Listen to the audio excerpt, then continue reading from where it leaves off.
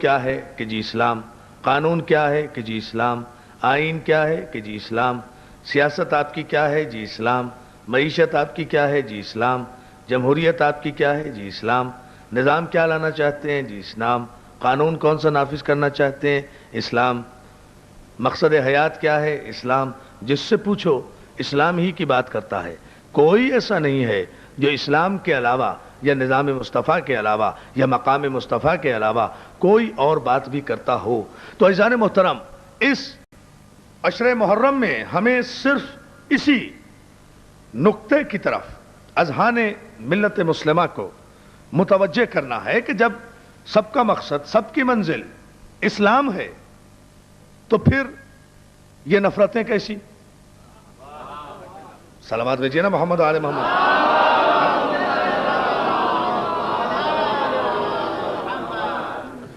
پھر یہ دشمنیاں کیسی؟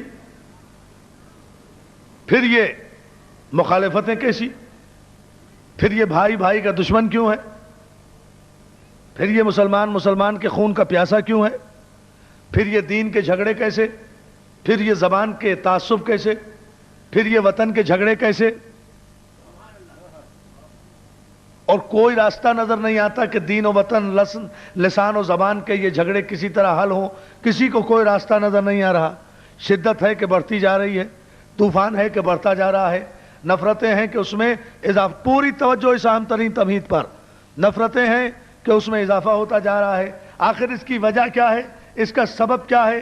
یہ دین کے جھگڑے، یہ وطن کے جھگڑے، یہ علاقے کے جھگڑے، یہ برادری کے جھگڑے، یہ قوم کے جھگڑے، یہ قبیلوں کے جھگڑے، یہ صوبوں کے جھگڑے، آخر یہ تعصبات جنم کیوں لے رہے ہیں؟ اس کی وجہ کیا ہے؟ جب سب کا نعرہ اسلام، سب کا منشور اسلام، سب کا پیغام اسلام، سب کا مقصد اسلام، سب کی منزل اسلام۔ عزیزان محترم، ہم نے اس نقطہ نگاہ پر بہت غور کیا اور اس نتیجے پر پہنچے کہ اگر آج بھی ملت مسلمہ، پوری توجہ پہلی محرم کا پہلا پیغام، آج بھی اگر ملت مسلمہ مصور پاکستان علامہ اقبال کے اس شعر پر توجہ کر لے تو اس مسائل کا حل، ان تمام برائیوں کا حل آج بھی میسر آ سکتا ہے۔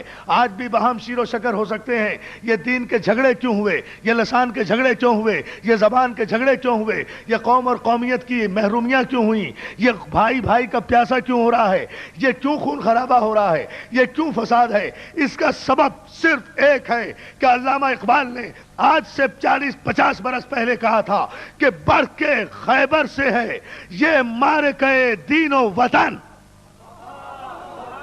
توجہ توجہ توجہ ذرا سی، بڑھ کے خیبر سے ہے یہ معرکہ دین و وطن۔ اس زمانے میں کوئی حیدر کرار بھی ہے؟ بات توجہ ہے محترم۔ یہ دین کے جھگڑے، یہ وطن کے جھگڑے، یہ لسان کے جھگڑے، یہ زبان کے جھگڑے، یہ صوبوں کے جھگڑے، اقبال نے کہا تھا یہ اس دور کا خیبر ہے، اور اس خیبر کو فتح کرنے کے لیے کسی حیدر کرار کی ضرورت ہے۔ تو معلوم یہ ہوا آج بھی ساری دنیا ایک پلیٹ فارم پر اتحاد کے لیے جمع ہو سکتی ہے اگر حیدر کرار کے آستانے سے وابستہ ہو جائے، اگر زمانہ علی کے آستانے پر آ جائے۔ کیوں ہے علی کا آستانہ مرکز ہدایت؟ اب پھر سوال پیدا ہوتا ہے، کیوں ہے نقطہ اتحاد؟ وجہ، سبب، کیوں علی کے دروازے سے ہی ہر بھیک ملتی ہے؟ علم کی بھیک اس دروازے سے، حلم کی بھیک اس دروازے سے، شعور کی بھیک اس دروازے سے، آگہی کی بھیک اس دروازے سے، معرفت کی بھیک اس دروازے سے، رسالت اس دروازے سے، نبوت اس دروازے سے، شریعت اس دروازے سے، مسائل کا حل اس دروازے سے، عبادت کا طریقہ اور سلیقہ اس دروازے سے، آدمیت کا احترام اس دروازے سے، انسانیت کی شان اس دروازے سے، شجاعت کا فلسفہ اس دروازے سے، تلوار چلانے کے آداب اس دروازے سے، صلح کے طریقے اس دروازے سے، قرآن اس دروازے سے، توریت اس دروازے سے، انجیل اس دروازے سے، زبور اس دروازے سے، مفہوم قرآن اس دروازے سے، تنزیل اس دروازے سے، تعویل اس دروازے سے، قیامت کا فلسفہ اس دروازے दरवाजे से, अमली ज़िंदगी इस दरवाजे से, सिरात मुस्तकीम का तयन इस दरवाजे से, इबादत का मफहूम इस दरवाजे से, सजदों की लज्जत इस दरवाजे से, नमाज का खुलूस इस दरवाजे से, इबादत की मेराज इस दरवाजे से, शराफत का पैमाना इस दरवाजे से, हलाकत से निजात इस दरवाजे से, मसाइल का हल इस दरवाजे से, मुश्किलों में आसानी इस दरवाजे से, कायनात की हर सिफत इस दरवाजे से, मारिफत मासूम इस दरवाजे से, नबी का एहतराम इस दरवाजे से, इताअत रसूल इस दरवाजे से, शान नबी इस दरवाजे से, मारिफत तौहीद इस दरवाजे से। तो फिर तस्लीम करो कि अशहदु अन ला इलाहा इल्लल्लाह इस दरवाजे से, अशहदु अन्ना मुहम्मदुर रसूलुल्लाह इस दरवाजे से। तो फिर बात तो यहां आएगी ना कि जहां से अशहदु अन ला इलाहा इल्लल्लाह भी मिले, जहां से अशहदु अन्ना मुहम्मदुर रसूलुल्लाह भी मिले। शराफत ईमान का तकाजा है कि जहां से ला इलाहा इल्लल्लाह मिला, जहां से मोहम्मदुर रसूलुल्लाह मिला, उसका उठते बैठते जागते सोते गली कूचे में अलीउन वलीउल्लाह कह के इकरार तो किया जाए कि ये है वो आस्थाना जहां से ये शराफत है ना। तवज्जो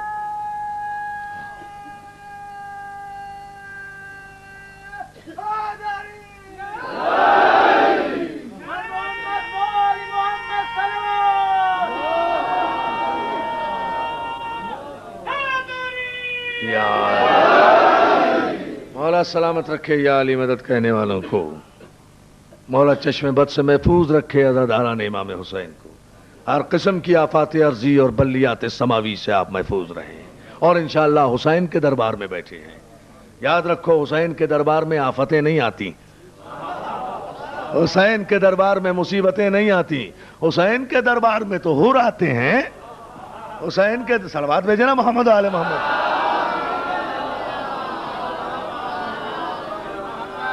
कोई आफत इधर नहीं आती, कोई मुसीबत इधर नहीं आती। जहां हुसैन है वहां आफत नहीं है, जहां हुसैन है वहां आफियत है। दोस्तों तवज्जो फरमाएं, ये खालिस्तान तमहीदी तकरीर है मुख्तसर, लेकिन इस पर मेरे आज के उन्वान की और पूरे इशरे के उन्वान की बुनियाद है। तवज्जो फरमा लें, हुसैन जहां है वहां आफत नहीं है, आफियत है, नजात है, सुकून हयात है। इसलिए इस आस्थाने में, इस दरवाजे पर आने के बाद इंसान को, बेचैन इंसान को सुकून हकीकी हासिल होता है, सुकून हयात हासिल होता है। खुदा की कसम मैं आप सबकी तरफ से गवाह बनकर कहता हूं, हालांकि दिलों के भेद सिर्फ अल्लाह जानता है, लेकिन यह हुसैन का सदका है कि मैं अपनी पूरी कौम की गवाही लेकर यह कह सकता हूं कि जब तक दुनिया, आप लोग कारोबार दुनिया में मसरूफ रहते हैं, दुनिया भर का ख्याल आपको आता है, ये होगा वो होगा, ये हो जाएगा वो हो जाएगा, ये हो सकता है वो हो सकता है, लेकिन अपने ईमान से बताइए कि जब तक मजलिस में बैठे रहते हैं, चाहे आसमान टूटे या जमीन फटे, कोई तसव्वुर जहन में नहीं आता। नारे हैदरी।